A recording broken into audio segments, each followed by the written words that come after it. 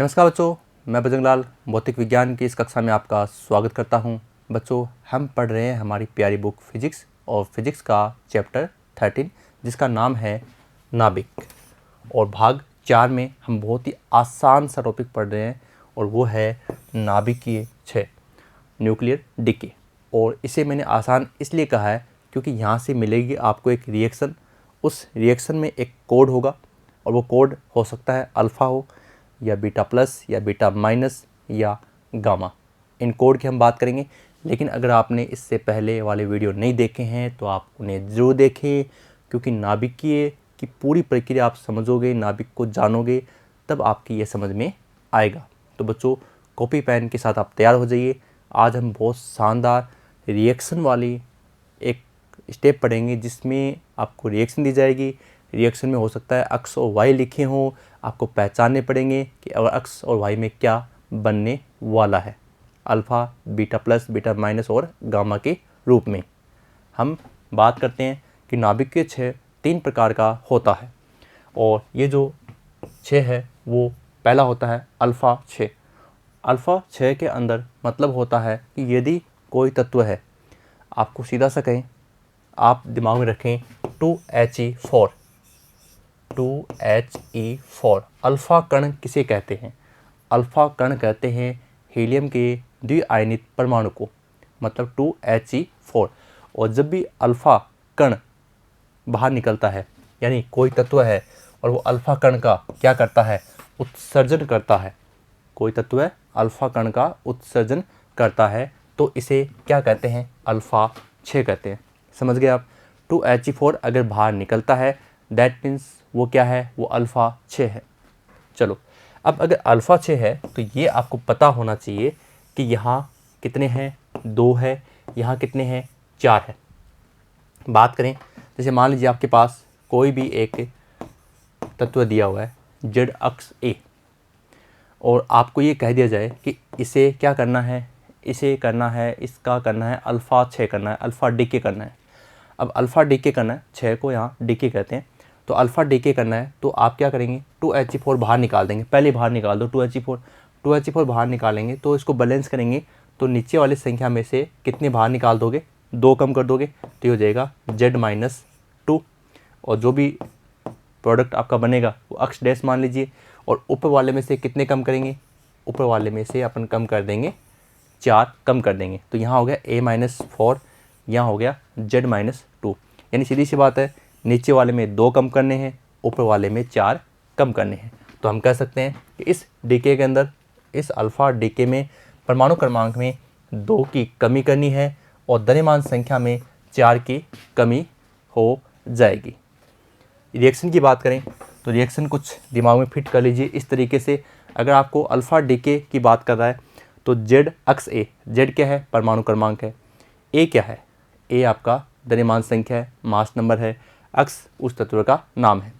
Alpha क्षय करेंगे तो पहले आप अल्फ़ा कण को बाहर निकाल दो, पहले अलग से लिख दो 2He4। अब इसमें से 2 कम कर दो Z-2, और ऊपर वाले में से 4 कम कर दो A-4, और ये नया उत्पाद बन जाएगा, अक्ष डैश बन जाएगा। समझ गए आप? जैसे अगर बात करें अपन कि 92 यूरेनियम 238 की बात कर लेते हैं, और उसके अंदर हम समझते हैं 92 यूरेनियम 238 के लिए अपन बात करते हैं कि 92 यूरेनियम 238 आपको करना है अल्फ़ा डीके। तो क्या करेंगे बताओ? पहले आप कर दो 2He4 पहले से बाहर निकाल दो, निकाल दिया। अब 92 में से निकाल दो, 2 कम कर दो, तो 92 में 2 कम करोगे कितना आएगा? 90 पे कौन होता है? थोरियम। ये 238 है, इसमें से 4 निकाल दो तो 234 हो गया। ये लीजिए, बस इतना तो काम है। चलो आगे बात करते हैं। अब इसमें ये जो अपन ने अक्ष लिखा था पहले, वो है आपका पितृनाभिक, पेरेंट न्यूक्लियस, यानी मूल नाभिक, और अक्ष डैश जो अपन लिख रहे हैं वो उसकी पुत्री नाभिक है, जो अल्फ़ा कण बाहर निकालने के बाद बन रही है। तो इनमें क्या होता है? इनमें एक डिफरेंस होता है, प्रारंभिक द्रव्यमान ऊर्जा तथा डीके के बाद में जो उत्पाद बन रहे हैं उनकी कुल द्रव्यमान ऊर्जा, उनमें हमेशा क्या मिलता है? एक अंतर मिलता है। जब भी उनकी द्रव्यमान मापे गए तो उनमें एक डिफरेंस मिला, उस डिफरेंस की जो प्रक्रिया का जो मान है उसे कहते हैं क्यू मान अथवा विघटन ऊर्जा कहते हैं। अब आप कहेंगे सर कैसे? तो देखो, जैसे अभी हमने किया था 92 यूरेनियम 238 और बाद में बन गया 90 थोरियम 234 प्लस 2He4। अब ये तो यहाँ पर है अक्स, ये यहाँ पर है अक्स डेस और ये यहाँ पर है अल्फा कण। तो इसका द्रव्यमान हो गया mx, इसका हो गया mx डेस और इसका हो जाएगा m अल्फ़ा। अब हम करें कि इनमें डिफरेंस है, तो डिफरेंस कैसे निकालेंगे? इन दोनों को ले जाओ इधर और घटा दो यहाँ, तो mx पितृ नाभिक का द्रव्यमान माइनस, भाई इन दोनों को हमने इधर जोड़ दिया और जोड़कर इधर ले गए, तो इधर आएंगे तो प्लस का क्या हो जाएंगे? माइनस हो जाएंगे। तो माइनस m डेस अक्स, ये आपकी पुत्री नाभिक का द्रव्यमान माइनस अल्फा कण का द्रव्यमान। अब बीच का गैप आ जाएगा भाई, पितृनाभिक और पितृनाभिक में हम निकाल रहे हैं, पितृनाभिक मतलब ये हम बोले पितृनाभिक ऐसे, ठीक है ना, और ये क्या है? ये पुत्री में से माइनस करना है, माइनस कर देंगे तो क्या आ जाएगा? द्रव्यमान शक्ति आ जाएगी। द्रव्यमान शक्ति को आइंस्टीन समीकरण में रख देंगे और c स्क्वायर से क्या कर देंगे? गुणा कर देंगे। तो ये आपकी क्या आ गई? क्यू मान अथवा विघटन ऊर्जा का मान कहलाएगा। और इस टाइप का एक एग्जाम्पल भी हम इस वीडियो में करेंगे और लास्ट के अभ्यास प्रश्नों में भी इस टाइप का एक एग्जाम्पल और क्वेश्चंस हम सॉल्व करेंगे। चलो पहला समझ में आ गया, 2He4 बाहर निकालना है। अब इसी क्रम में हम बात करते हैं बीटा 6 की। बीटा 6 में दो प्रकार देखने को मिलेंगे। कैसे? क्योंकि अगर कोई नाभिक है वो पॉजिट्रॉन निकालता है बाहर, मतलब +1 E0 +1 E0, तो एक अलग टाइप बन जाएगा। और जब इलेक्ट्रॉन बाहर निकालता है यानी -1 E0, तो आपका हो जाएगा दूसरा टाइप। तो जब पॉजिट्रॉन बाहर निकलेगा तो वो बीटा प्लस, और जब इलेक्ट्रॉन बाहर निकलेगा तो बीटा माइनस। तो इसे हम क्या कहते हैं? बीटा 6 कहते हैं। अगर नाभिक से पॉजिट्रॉन और या इलेक्ट्रॉन बाहर निकलता है, दैट मीन्स वो बीटा डीके कहलाता है। ओके, अब पहले हम बीटा प्लस देखते हैं कि बीटा प्लस क्या होता है, फिर हम जानेंगे बीटा माइनस क्या होता है। बीटा प्लस की बात करें, जब कोई नाभिक पॉजिट्रॉन को बाहर निकालता है, पॉजिट्रॉन मतलब +1 E0, तो क्या होता है? परमाणु क्रमांक में एक की क्या हो जाएगी? कमी हो जाएगी और द्रव्यमान संख्या अपरिवर्तित रहेगी, क्योंकि +1 E0 ऊपर 0, -1 E0 ऊपर 0, यानी केवल आपको नीचे z वाली संख्या में ही चेंज करना है। बीटा 6 अगर है तो आपको एक कम करना है, तभी तो +1 आएगा। और बीटा माइनस होगा तो आपको एक अधिक करना है, माइनस मतलब उधार लेगा, तो उसमें एक बढ़ जाएगा और यहाँ एक कम हो जाएगा और द्रव्यमान संख्या में किसी प्रकार का परिवर्तन नहीं होगा। अब देखो रिएक्शन की बात करते हैं। रिएक्शन देखिए आप, जेड अक्ष है, ओके, पितृ नाभिक है ना, तो अगर हम बीटा प्लस की बात करें तो बीटा प्लस में क्या हो रहा है? परमाणु क्रमांक में एक कम हो रहा है, तो Z-1 हो गया, ये आपका पुत्री नाभिक बन जाएगा अक्ष डेस और द्रव्यमान संख्या हो जाएगी आपकी A। और जब आपने एक कम किया है तो यहाँ +1 आ जाएगा, और +1 E0 ही क्या है? पॉजिट्रॉन कहलाता है, और साथ में निकलेगा न्यूट्रिनो। एग्जाम्पल की बात करें जो हमने पहले वाली वीडियो में भी आपने जानी थी, वही फिर से कर रहे हैं कि मान लीजिए 1 P1 है। अब एक कम कर दिया आपने, एक कम करते ही क्या बन गया? न्यूट्रॉन बन गया, और जो एक निकल गया वो क्या हो गया? आपका पॉजिट्रॉन हो गया, और साथ में निकलेगा न्यूट्रिनो। समझ गए? इसी प्रकार से बीटा माइनस की बात करते हैं कि जब कोई नाभिक इलेक्ट्रॉन का अवशोषण करता है तो इसे कहते हैं बीटा -6 कहते हैं। और जेड के अंदर आपको एक बढ़ाना है, नाभिक के परमाणु क्रमांक में एक की वृद्धि हो जाती है तथा द्रव्यमान संख्या अपरिवर्तित रहती है। तो बात करें जेड में से एक ऐड करना है, ऐड करते ही यहाँ क्या करना पड़ेगा? -1 करेगा, ये पितृ नाभिक हो गया, ये पुत्री नाभिक हो गया, और -1 यानी आपका इलेक्ट्रॉन बाहर आ गया। बात करें रिएक्शन की, जैसे 0N1 है तो आपने एक उधार दे दिया इसको, मतलब +1 कर दिया, +1 करते ही क्या बन गया? न्यूट्रॉन चला गया किसमें? प्रोटॉन में, और यहाँ क्या आ गया, एक इलेक्ट्रॉन आपने उधार लिया है और साथ में क्या आ गई, एंटी न्यूट्रिनो। ये आपकी क्या होगी, बीटा माइनस हो गया। तीसरा है गामा 6। अब ध्यान सुन लो आप, चाहे अल्फ़ा 6 होता है या बीटा 6 होता है, अल्फ़ा डीके या बीटा डीके, श्योर है कंपल्सरी रूप से उस प्रोसेस के अंदर, चाहे वो अल्फ़ा की है चाहे वो बीटा की है, उसमें गामा तो पक्का होता है, 101% होता है, क्योंकि वही तो एनर्जी देगा, वही तो एनर्जी को फोटोन के रूप में क्या, भाई फोटोन के रूप में क्या आएगी, एनर्जी आएगी, वो एनर्जी देगा, तो इसका मतलब एनर्जी वाला तो पहले आएगा। बिना एनर्जी की ये अल्फ़ा भी नहीं होगा और बीटा भी नहीं होगा, समझ गए ना। इलेक्ट्रॉन निकालना और देना ये सब क्या होता है, एनर्जी के माध्यम से ही हो रहे हैं, और वो एनर्जी किससे मिलती है, वो गामा की प्रोसेस से मिलती है। तो ध्यान रखना, अल्फ़ा 6 हो या बीटा 6 हो, उसमें गामा 6 गामा डीके तो कंपल्सरी एक पार्ट होता है। और ख़ास बात है कि परमाणु क्रमांक और द्रव्यमान संख्या दोनों ही क्या होते हैं, अनचेंज, यानी किसी प्रकार का कोई परिवर्तन नहीं होता है, गामा 6 कहलाता है। अल्फ़ा व बीटा 6 दोनों में गामा 6 क्या होता है, कंपल्सरी होता है, अनिवार्य रूप से होता है। इसे भी समझ लेते हैं एक उदाहरण से जो हमारी किताब में दिया हुआ है। हमारी किताब में जो उदाहरण है वो है 27 कोबाल्ट का बीटा माइनस का 6 दिया हुआ है, बीटा माइनस 1 इलेक्ट्रॉन उधार लेगा। तो देखो 27 कोबाल्ट 60 है और लास्ट में चले जाओ आप 28 निकल 60 है। तो यहाँ 27 में हमने एक ऐड किया ना, तो ऐड किया है, तो इसका मतलब ये प्रोसेस कौन सी है, बीटा माइनस है। ओके, अब आप देख रहे हैं इसके अंदर 2 स्टेप में एनर्जी मुक्त हो रही है। भाई एक उत्तेजित कक्षा है, एक अनउत्तेजित कक्षा है, तो दोनों ही कक्षाओं में की ऊर्जाओं में क्या आ जाएगा, अंतर आ जाएगा। भाई अनु उत्तेजित को उत्तेजित करना है, तो उस सिस्टम में क्या होता है, एनर्जी में क्या आ जाएगा, डिफरेंस। और डिफरेंस आप यहाँ देख लो 1.117 1.33 MeV, यानी आप देख रहे हैं कि 2 प्रोसेस के अंदर ये प्रक्रिया हो रही है, और इन प्रोसेस का नाम ही क्या है, गामा डीके। अर्थात अल्फ़ा और बीटा जो भी प्रोसेस होते हैं उसमें गामा एक एनर्जी स्टेप के रूप में यहाँ पर विद्यमान रहता है, हमेशा एक कंपल्सरी पार्ट उसका होता है। अब बच्चों हमारी किताब का एक क्वेश्चन है और इसको हम पहले करें क्योंकि ये यहाँ पर हमें आसानी से समझ में आ जाएगा। और प्रश्न नंबर 6 है, निम्नलिखित के लिए नाभिकीय समीकरण लिखिए। हमें अलग अलग क्वेश्चन दिए गए हैं, जैसे 226 88 रेडॉन 226 रेडियम 226 है, अल्फ़ा 6 करना है, फिर ये प्लूटोनियम है, इसका अल्फ़ा 6 करना है, फॉस्फोरस का करना है बीटा माइनस, ये बिस्मिथ का करना है बीटा माइनस, कार्बन के लिए है, टेक्नियम के लिए है, जिनोन के लिए है। चलो बात करते हैं।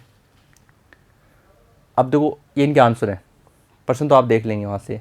अब करना क्या, देखिए सबसे पहले आपको यहाँ से इसको चेंज करना है, रेडियम को रेडॉन में बात करें। देखिए 88 और हमें इसका करना क्या था, प्रश्न देखिए दोबारा, पहले क्वेश्चन में करना है अल्फ़ा मतलब है 2He4, और अल्फ़ा का एक और देख लो कहाँ है, ये रहा 2He4, यानी पहले दोनों के अंदर आपको करना है क्या है, अल्फ़ा कण बाहर निकालना है। तो देखो हमने पहले ही 2He4 बाहर निकाल दिया, 2He4 बाहर निकाल दिया। अब 88 में से 2 कम कर दिए 86 रेडॉन आ जाएगा, 226 में से 4 कम कर दिए 222 हो गए, समझ गए, कोई दिक्कत नहीं है। अब यहाँ देखिए आप 2He4 पहले बाहर निकाल दिया, क्योंकि हमें करना क्या है, हमें तो अल्फ़ा 6 करना है, तो 94 में से 2 बाहर निकाल दिए 92 यूरेनियम आ गया, 242 में से निकाल दिया 4 238 आ गया। फिर देखिए 15P32 क्या करना है, एक बार प्रश्न देख लेते हैं। हमें करना है तीसरे और चौथे में करना है बीटा माइनस। बीटा माइनस मतलब 1 इलेक्ट्रॉन और देना है। चलो 1 इलेक्ट्रॉन और देते हैं, तो 15 है तो क्या हो जाएगा, 16 हो जाएगा। 16 हो जाएगा तो ऊपर द्रव्यमान संख्या में चेंज होता नहीं है बीटा माइनस में, तो 16 तो हो गया, लेकिन एक यहाँ किस में आ जाएगा, इलेक्ट्रॉन ग्रुप में आ जाएगा। तो चाहे -1 बीटा 0 लिख दीजिए, और चाहे आप ये लिख दीजिए -1 E0 और एंटी न्यूट्रिनो। ऐसे देखो यहाँ 83 है, क्या करना है, एक जोड़ना है, जोड़ दो क्या आ जाएगा 84 हो जाएगा, और साथ में -1 इलेक्ट्रॉन बाहर आ गया एंटी न्यूट्रिनो। कार्बन की बात करें, क्या करना है, चलो एक बार क्वेश्चन देख लेते हैं। क्वेश्चन में बात करते हैं, देखिए ये करना है बीटा प्लस करना है, प्लस करना है यानी 1 इलेक्ट्रॉन बाहर निकालना है। चलो निकालते हैं बाहर। देखिए 6 ना यहाँ पर, ये लीजिए 6 पर यहाँ कार्बन था, यहाँ पर क्या आ गया, बोरॉन आ गया, एक कम हो गया, द्रव्यमान संख्या चेंज होगी नहीं, और यहाँ आ जाएगा चाहे ये लिख दो और चाहे आप ये लिख दीजिए, दोनों सही हैं। और साथ में आएगा न्यूट्रिनो, इस बार एंटी न्यूट्रिनो नहीं, इस बार न्यूट्रिनो ही आएगा। फिर ये देखिए 43 है ना, तो एक निकाल दो बाहर, 42 आ गया, मोलिब्डेनम हो गया +1 बीटा नोट, और या +1 ई नोट आप लिख सकते हैं इसको, साथ में आ गया न्यूट्रिनो, कोई दिक्कत नहीं है। और लास्ट में जिनोन के लिए देखिए आप, इलेक्ट्रॉन का अधिग्रहण करना है, तो इलेक्ट्रॉन का अधिग्रहण करेंगे तो क्या होगा -1 ई नोट, तो ये 54 में से -1 हो गया, 53 आई 120 और न्यूट्रिनो। तो इस तरीके से आप ये क्या करेंगे, प्रक्रिया संपन्न करेंगे। और जैसे कि आप देख रहे हैं कम किया है, तो ये हो गया आपका न्यूट्रिनो। अब समझिए क्या आप, इसमें क्या होता है, एग्ज़ाम में क्वेश्चन आते हैं, और ज़रूरी नहीं कि ये क्वेश्चन आए, आपको एक लंबी प्रोसेस देंगे, उसमें अलग अलग जगह पर कहीं बीटा प्लस होगा, कहीं बीटा माइनस होगा, और कोष्टक बना दिए जाएंगे कि आपका नया उत्पाद क्या होगा, उस उत्पाद में द्रव्यमान संख्या कितनी होगी, या उसमें परमाणु क्रमांक कितना होगा। तो ये यहाँ तो चलो अलग अलग हैं, हो सकता है मिक्स क्वेश्चन आ जाए, तो मिक्स ही आते हैं लगभग क्वेश्चन, तो उसके अंदर alpha 6 beta plus beta minus ये कहाँ गामा है, तो आपको ध्यान रखना है कि जहाँ अल्फ़ा है वहाँ 2He4, बीटा माइनस है तो 1 इलेक्ट्रॉन भाई उधार लेगा, और बीटा प्लस है तो 1 इलेक्ट्रॉन वहाँ से निकल जाएगा, दान में दे देगा, समझ गए। और गामा है तो गामा में कोई चेंज होता नहीं है। एक उदाहरण है उसकी हम बात कर लेते हैं। उदाहरण अच्छा है कि हमें निम्नलिखित परमाणु द्रव्यमान दिए गए हैं, मतलब पहले से हमें कुछ मान दिए गए हैं और वो मान आपके सामने हैं, यूरेनियम के लिए, थोरियम के लिए और Pa के लिए, और इसी प्रकार से ये आपके मान हो गए, ठीक है। ये Pa का नाम हो गया, प्रोट एक्टिनियम। चलो अब क्वेश्चन क्या है वो देखिए आप, 92 यूरेनियम 238 के अल्फ़ा 6 में उत्सर्जित ऊर्जा परिकलित कीजिए। चलो आप बताओ कैसे करोगे, सोचो इसको। आप तो घबरा गए होंगे क्वेश्चन देखकर कि भाई कैसे करें, हमें तो नहीं आता, और जो कि बहुत सिंपल है। सबसे पहले तो 92 यूरेनियम 238 का हमें क्या करना है, अल्फ़ा 6 करना है। जैसे हम अल्फ़ा 6 करेंगे ना, तो 92 यूरेनियम 238 से बनेगा 90 थोरियम 234 प्लस 2He4। तो अब हमें ऊर्जा की बात करनी है, तो ऊर्जा होती है E = mc²। तो पहले m निकालो, m कैसे निकालेंगे, 92 यूरेनियम 238 का दिया हुआ है क्या, ये रहा लिखा हुआ, देखो थोरियम का लिखा हुआ है क्या, थोरियम का भी है, 2He4 का है क्या, ये रहा 2He4 का, हो गया। तो इन दोनों के द्रव्यमान जोड़ लेंगे, जोड़ लोगे, दोनों को जोड़कर इसमें से निकालना है, 92 यूरेनियम 238 से निकालना है, तो वो क्या आ जाएगा, वो आ जाएगी डेल्टा m, द्रव्यमान क्षति आ जाएगी। फिर आइंस्टीन की समीकरण है E = mc², उसमें गुणा c² है, वो अपन जनरल साइंस की सहायता से कर देंगे, आपको बता देंगे, और आपका आंसर आ जाएगा। कोई दिक्कत मेरे हिसाब से तो दिक्कत आनी नहीं चाहिए, क्योंकि पहले आपको द्रव्यमान निकालने हैं, क्षति निकालनी है, द्रव्यमान सारे आपको दिए गए। अब सेम प्रोसेस दूसरे सवाल में कैसे कि 92 यूरेनियम 238, ओके ये दे दिया आपको, स्वतः प्रोटॉन उत्सर्जन नहीं कर सकता, मतलब बात वो की वही है, लेकिन यहाँ 92 यूरेनियम 238 में से आपने क्या निकाला था, 2He4। अब आप इसमें 92 में से एक बाहर निकालना है, क्यों, क्योंकि इसमें आपको प्रोटॉन बाहर निकालना है, और जब आप प्रोटॉन बाहर निकालोगे ना, तो 92 यूरेनियम 238 में से केवल 1p1 बाहर निकालना है, 1p1, क्योंकि प्रोटॉन बाहर निकालना है खुद, हालांकि निकलता नहीं है, हमें तो बात प्रूफ करनी है। चलो बाहर निकाल दें, मान लीजिए पॉसिबिलिटी की बन रही है तो बाहर निकाल दीजिए। बाहर निकालेंगे तो यहाँ आ जाएगा 91, 91 पर क्या आ जाएगा, Pa, और ऊपर आ गया आपका A की कम करेंगे 237। अब वापस देखो 92 यूरेनियम का दिया हुआ है, ये लीजिए, और प्रोट एक्टिनियम का भी दिया हुआ है, ये रहा, और 1H1 का दिया हुआ है, तो इन दोनों को जोड़ लो, जोड़कर इसमें से घटा दो, और जो भी मान आएगा उसको E = mc² में रख दो, लेकिन वो मान माइनस में आएगा, और माइनस में ऊर्जा होगी नहीं, समझ गए। तो इसका मतलब ये कथन अपना ऑटोमेटिक सिद्ध हो जाएगा। चलो सोल्व करते हैं। परमाणु द्रव्यमान जो हमें दिए गए हैं, तो जो मान हमें दिए गए हैं उनको एक बार लिख लेंगे, कॉपी में लिख दिए। अब हमें सबसे पहले क्या करना है, पहला सवाल करते हैं कि 92 यूरेनियम 238 का अल्फ़ा 6 करना है। अल्फ़ा 6 करेंगे तो 2He4 बाहर निकाल देंगे, क्या आ जाएगा, 90 थोरियम 234 आ जाएगा।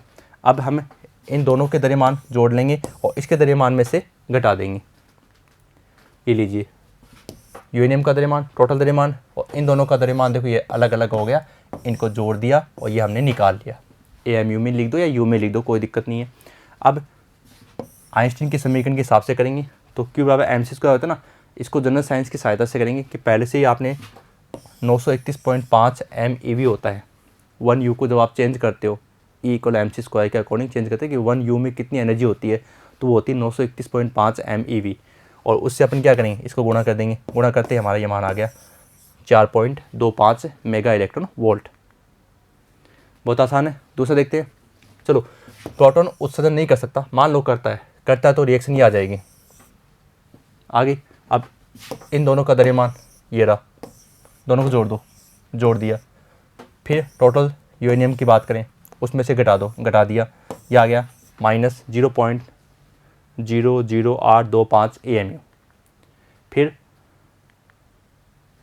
क्या आ रहा है, नेगेटिव द्रव्यमान शक्ति क्या आ रही है, नेगेटिव आ रही है, नेगेटिव आ रही है। अतः ये प्रक्रिया स्वतः संभव हो ही नहीं सकती, ऋणात्मक आ गई ना। इस प्रक्रिया को संपन्न कराने के लिए 92 यूरेनियम 238 नाभिक को E बराबर इतनी एनर्जी की आवश्यकता होगी। समझ गए। तो इस प्रकार से बच्चों हमने इस छोटे से वीडियो के अंदर बहुत ही शानदार बातें पढ़ी हैं, जिनके बिना हमें लगता है कि नाभिक की रिएक्शन हम सोल्व नहीं कर पाएंगे। लेकिन ये वीडियो आपने देख लिया, समझ लिया, कहीं भी समस्या है तो इसको वीडियो को रिवाइंड करके देख लो। लेकिन आपके रिएक्शन वाले समीकरण के अंदर, प्रश्न के अंदर किसी प्रकार की कोई समस्या नहीं आनी चाहिए। और अगले वीडियो के अंदर हम बहुत शानदार टॉपिक पढ़ने वाले हैं, जो है नाभिकीय भट्टी। तो बच्चों मिलते हैं नेक्स्ट वीडियो में। धन्यवाद।